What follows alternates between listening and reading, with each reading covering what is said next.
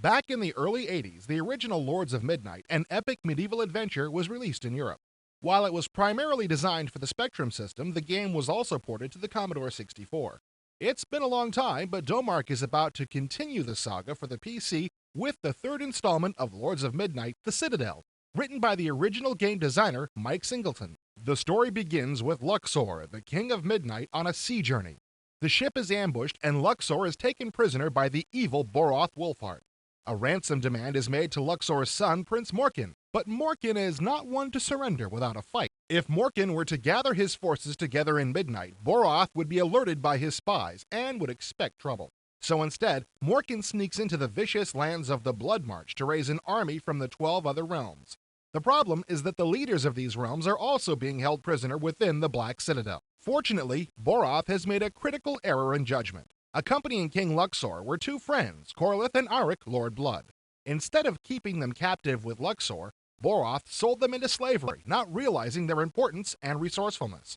At the game's start, these characters have escaped the slave pens and are now running free within the Black Citadel, freeing other prisoners. The Citadel is far from your normal single-path adventure game. Within this storyline, the player can choose to look through the eyes of any of 24 different characters involved in the rescue of King Luxor. This does not mean the sort of limitations that go with real-time strategy games either.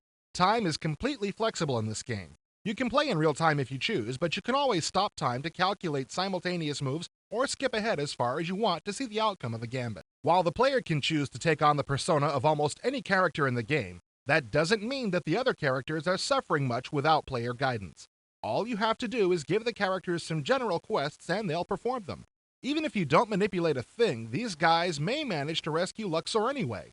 But you can certainly make things easier with your presence. Perhaps the most impressive thing about Lords of Midnight is its scope. The Blood March is not a small place, and you can explore every beautiful inch of it. Rather than store graphics for the entire continent, the landscape is fractally generated on the fly, and it looks amazing. As time passes, you'll experience the hardships of the different seasons, but you'll also get to appreciate their beauty. Look at this gorgeous winter scene. You can even set the game to continue its action in real time while you're away. When you restart the game, it'll tell you what has happened in the meantime. The adventure reaches its conclusion with a siege on the Black Citadel, the killing of Boroth, and the rescue of the king. But there are so many different perspectives to see this saga from, you'll probably want to start all over again.